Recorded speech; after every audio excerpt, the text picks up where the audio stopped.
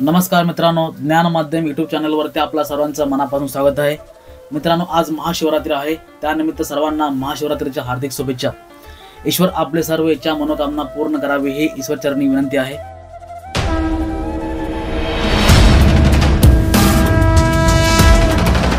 मित्रांनो, असे मानले जाते की भगवान शिव यांनी एकूण 19 अवतार घेतले आहेत। यामध्ये वीरभद्र, पिप्पलदेव, नंदी, भैरव, अश्वत्थामा, शरभ, गृहपती, दुर्वास, हनुमान, वृषभ, यतिनाथ, कृष्णदर्शन, अवधूत, भिक्षुवर्य, सुरेशेश्वर, कीर्त, ब्रह्मचारी, सोनतंत्रक आणि यक्ष यांचा समावेश आहे।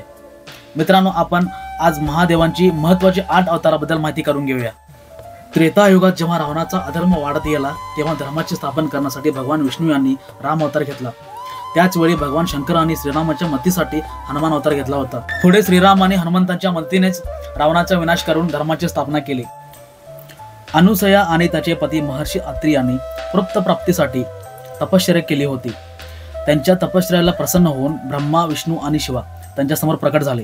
या तिन्ही देवांनी सांगितले होते की आमच्या अंशाने तुम्हाला 3 तृप्त प्राप्त होतील।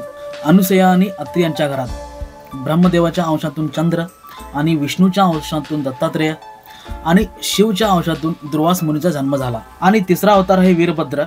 जेव्हा सतीने वडील दक्ष यांच्या यज्ञात उडी घेऊन आपला प्राण त्याग केला तेव्हा भगवान शिव खूप क्रोधित झाले।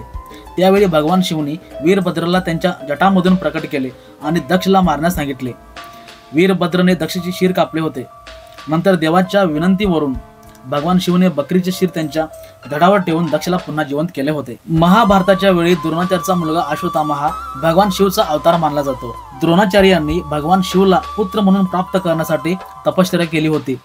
त्या तपश्चर्याला प्रसन्न होऊन भगवान शिव यांनी त्यांना वरदान दिले होते की मी तुमचा पुत्र म्हणून अवतार घेईन। म्हणून भगवान शिवजींना अश्वत्थामा यांच्या रूपात जन्म घ्यावा लागला। भैरव हे भगवान शिवचेच रूप आहे। एकदा ब्रह्माजी आणि विष्णूजी स्वतःला श्रेष्ठ म्हणून घेत होते आणि एकमेकांना वाद घालत होते। तेव्हा भगवान शंकराच्या तेजातून एक दैवी दैवत तेथे प्रकट झाली। त्यावेळी ब्रह्मदेव म्हणाले की तू माझा पुत्र आहेस। हे ऐकून भगवान शिवला खूप क्रोध आला। तेव्हा त्यांनी भगवान शिवने त्या दिव्य देवाला सांगितले की काळाप्रमाणे दिसत आहेस, तू कालराज आहेस आणि उग्र असल्यामुळे भैरव आहेस। काळ भैरवाने ब्रह्मदेवाची 5वे शिर कापले होते। त्यानंतर काशी येथे ब्रह्महत्येचे दोषातून काळ भैरवाला मुक्ती मिळाली होती। शिलाद मुनी हे ब्रह्मचारी ऋषी होते। त्यांनी लग्न केले नाही। एके दिवशी शिलाद यांची पूर्वजांनी त्यांना एक मूल उत्पन्न करण्यास सांगितले जेणेकरून त्यांचा वंश पुढे जाऊ शकेल। आपल्या पूर्वजांची इच्छा पूर्ण करण्यासाठी शिलाद मुनींनी अपत्य प्राप्तीच्या इच्छेने भगवान शंकराची तपश्चर्या केली। तेव्हा भगवान शिवने शिलाद मुनींना वरदान दिले की मी स्वतः तुमचा पुत्र म्हणून अवतार घेईन। काही काळाने नांगरणी करत असताना शिलाद मुनींना जमिनीत एक मूल दिसले। शिलाद मुनी यांनी त्या मुलाचे नाव नंदी असे ठेवले।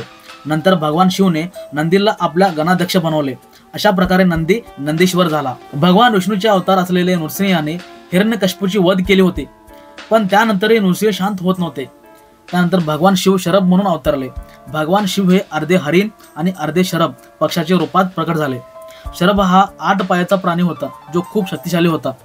शरभने नृसिंहाला शांत करण्यासाठी प्रार्थना केली, पण ते शांत झालेच नाही। तेव्हा भगवान शरभने नृसिंहाला आपल्या शेपटीत गुंडाळले आणि ते उडून गेले। त्यानंतर नृसिंह शांत झाले आणि शरभ अवताराची क्षमा मागितली। पिप्लाद यांना शिव अवतार असे मानला जातो।